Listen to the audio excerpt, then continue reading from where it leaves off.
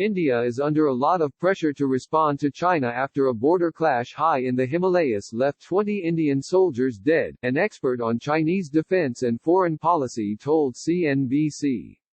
A violent face-off occurred Monday evening along the border in the Galwan Valley in Ladakh, where soldiers from both sides have been locked in a standoff since May. Senior army officials from both sides met on June 6 to de-escalate the situation and disengage. Ground commanders were said to be meeting regularly to implement the agreement last week.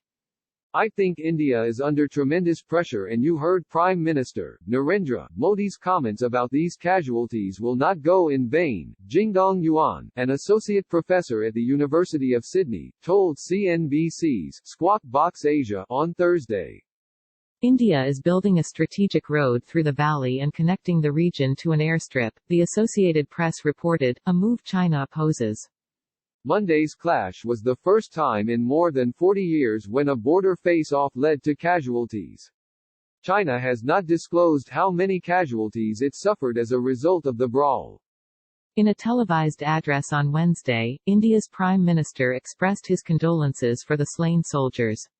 He said, "India's integrity and sovereignty is supreme for us, and no one can stop us from defending it," according to an official English translation of his remarks. India wants peace, but on provocation, India will give a befitting reply, Modi added.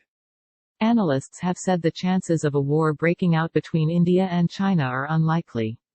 But there is growing anti-China sentiment in India, including calls to boycott Chinese products.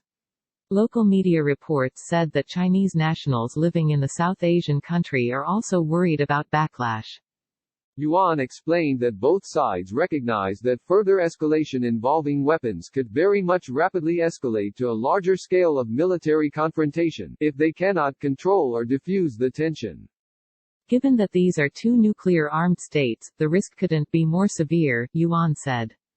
Monday's high-altitude confrontation was reportedly fought with improvised weapons such as batons wrapped in barbed wire. A previous agreement between the two major Asian powerhouses stated that both sides would limit their use of military equipment such as combat tanks, infantry combat vehicles, certain guns and mortars, as well as surface-to-surface and surface-to-air missiles along the border areas. India and China blamed each other for the fatal confrontation, claiming the other had violated the June 6 agreement. China's Foreign Minister Wang Yi held a phone call with his counterpart in India, External Affairs Minister Subramanyam Jaishankar, to try and mitigate the situation. Both sides agreed to deal fairly with the serious situation and cool tensions on the ground as soon as possible, and maintain peace in the border areas, according to CNBC's translation of an online statement from the Chinese Foreign Ministry. Wang added that China's will to safeguard its sovereign territory is firm. He expressed his country's strong disapproval of India's actions, requesting a thorough investigation and control of troops to ensure such incidents don't occur again, the statement said. On that call, Jaishankar conveyed the protest of the Government of India in the strongest terms on the violent face-off in Galwan Valley on 15 June 2020, according to a statement from India's Foreign Ministry. India said China sought to erect a structure in Galwan Valley on our side of the line of actual control, referring to the de facto border.